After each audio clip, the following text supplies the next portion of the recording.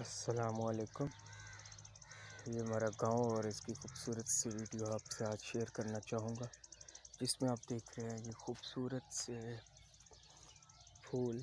और ये फूल हमारे पास सौंफ बनेगा। जब ये पक्के फूल इस तरह बनेंगे तो आस्ता आस्ता ये देखिएगा ये सौंफ बनते जा रहे हैं।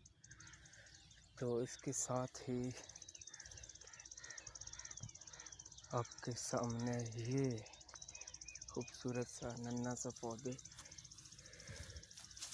इसके ऊपर ये लाल मिर्च लगी हुई है। ये पूरा खेत से लाल हरी मिर्च का ये हरी मिर्च है हमारे पास।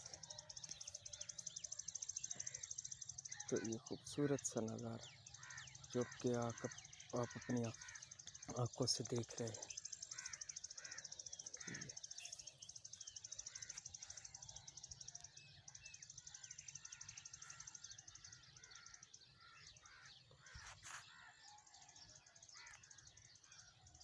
और ये जानवरों के लिए चारा